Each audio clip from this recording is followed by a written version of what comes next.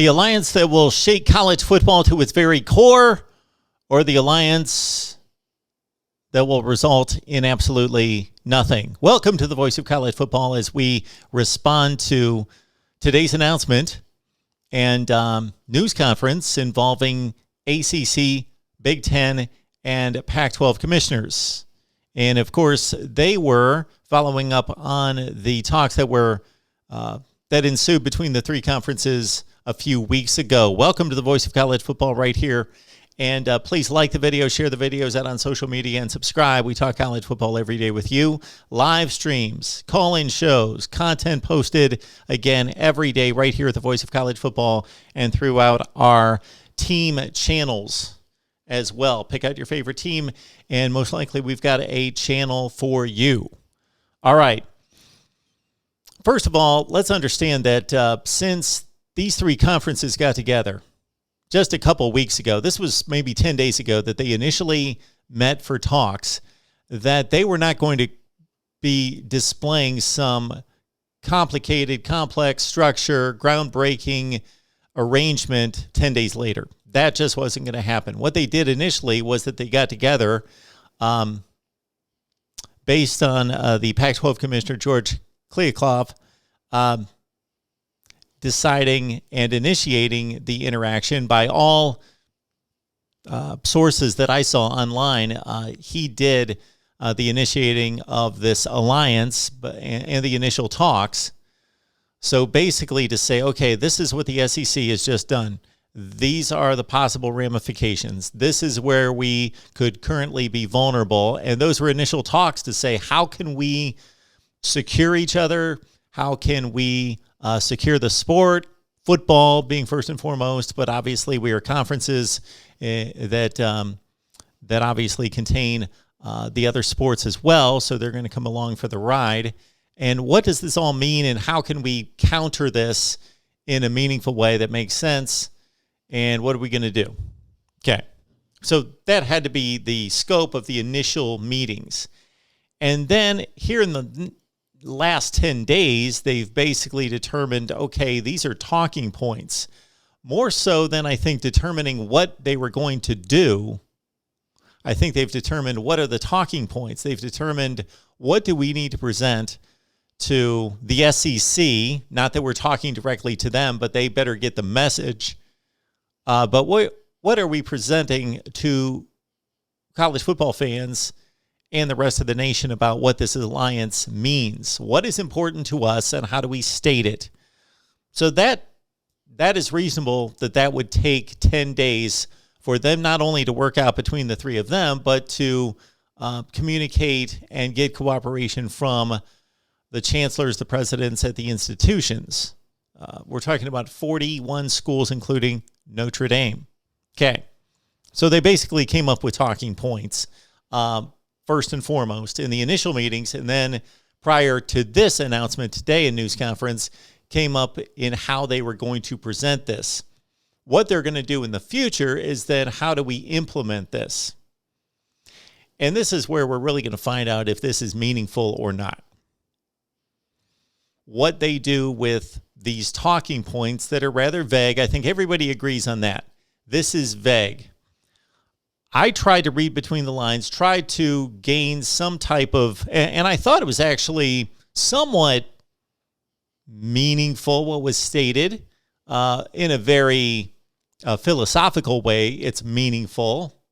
And again, they weren't going to decide anything. I don't know who ever thought that there was going to be an announcement 10 or 12 days after their initial talks to say, we've decided on A, B, and C, and we're going to go through all these structural changes. We're going to realign conferences, or we're going to come out with these elaborate plans that are going to shake up the landscape of college athletics. That wasn't going to happen in 10 or 12 days. Just can't. So I'll run down what hit me in all of this and what's important to us as college football fans. First and foremost, that there were new matchups and rivalries that were discussed. Not specifically, but that this alliance, this agreement is going to forge new matchups and new rivalries. Okay.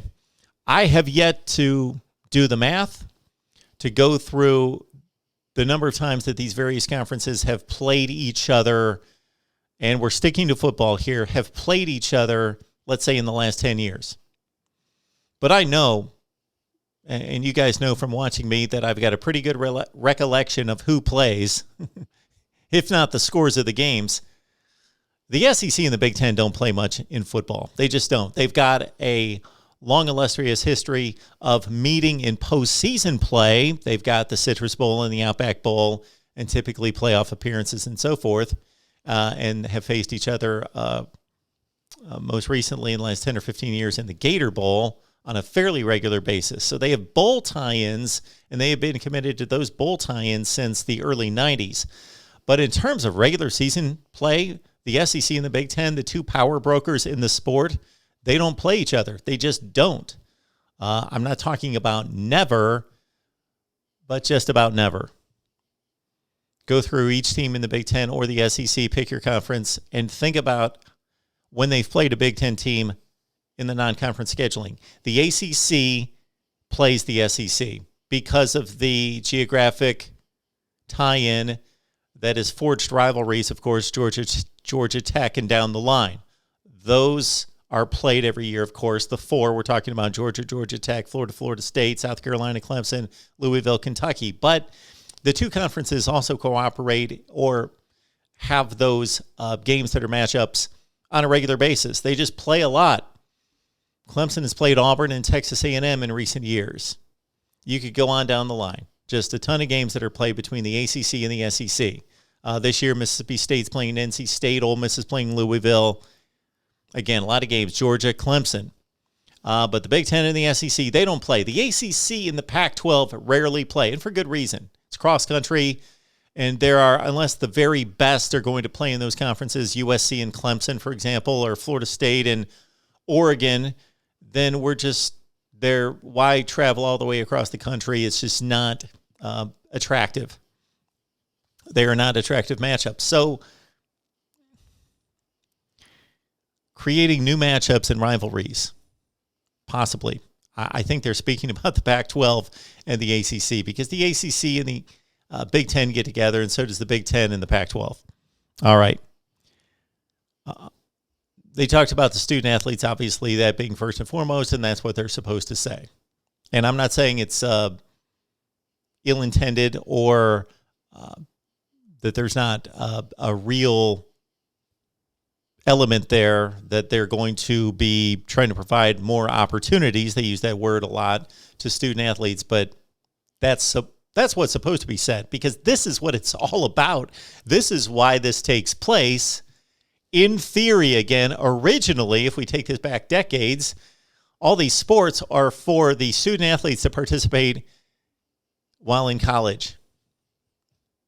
So this should all be for the student athletes and their opportunities and their betterment and their experience in college. All right. They were all addressed, all the conference commissioners, concerning an expanded playoff. The ACC, Tim Phillips, declined to comment, to basically say, I got more research to do. Kevin Warren was pretty explanatory for the Big Ten that he's for expansion, but he doesn't know exactly how or how many. And Kliavkoff says, 100% I'm for expansion. So that squelches some of the rumors out there that this wasn't an attempt to limit the expansion. It may be, in a sense, to delay the expansion of the playoff. That's possible.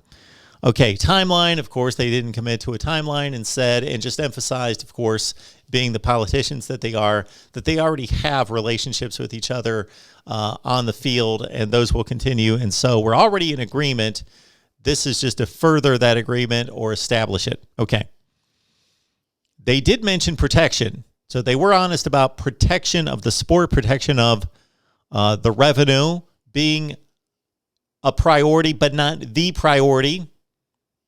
That always sounds bad, that money's the priority. So they were honest about money being a priority, a consideration, but not the consideration. And they could have been honest in saying we are protecting our leagues against each other to a certain extent. If this becomes something that's documented legally. We'll get to that in just a second, because that's what really threw me at the end. The Big 12 was asked about, and they had complimentary things to say about the Big 12, but they're not including the Big 12. So Jim Phillips in particular spoke at length about the Big 12 and, quote, the Big 12 matters to Power 5 athletics, but they're not doing anything to include the Big 12 or protect the Big 12. And we know that the Big 12 at its compromised state is not a Power 5 league in football. They're just not, with 8 schools right now. Not in quantity, but especially not in quality. But these 3 conferences, in aligning with each other, are not doing anything for the Big 12, except patting them on the back and saying, we hope you survive. All right. They said, Kevin Warren in particular said that these 3 conferences would continue to schedule against the other Power 5s. That's a head scratcher to a certain extent, again, because if you just do the math, and if they're going to continue to play football against the SEC, then what's the purpose of this from a scheduling aspect? They can already schedule all sorts of games against each other, unless they're going to formally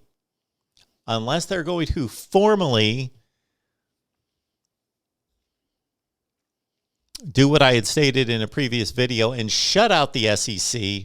But the caveat and the loophole in all of this is maintain the contracts that are already established between the ACC schools and the SEC schools, the rivalries that I just mentioned. Keep those and allow the SEC to make a move if they're going to cut that off. But otherwise, just play each other. Otherwise, I just don't understand the scheduling opponent. I do not understand the scheduling component if they're not going to band together to play each other and exclusively play each other in the Power 5. Still continue to play FCS and Group of 5 games, but in terms of Power 5 competition, shut out the SEC, play each other. Otherwise, what's the scheduling move that's being made here? They're going to be a creator of new games. Okay, so unless, again, that there is going to be an ACC versus Big Ten football week and a Big Ten versus Pac-12 football week, and they are going to make that a big thing that is going to captivate national audiences, then the creation of new games, I'm going to have to see how that plays out in any meaningful way. They already schedule games against each other. Unless you're going to do one of 2 things: shut out the SEC, or number 2, take the basketball challenge format and place it in the football, then that could be something. All right. Last but not least, they did not say that, okay, we're in preparation of making this a legal contract, legally binding ourselves together. They didn't say that. They basically said that that's not going to happen. They looked each other in the eye. It's about trust. This is a gentleman's handshake. So I would have thought that they would have said, that's what it is for now.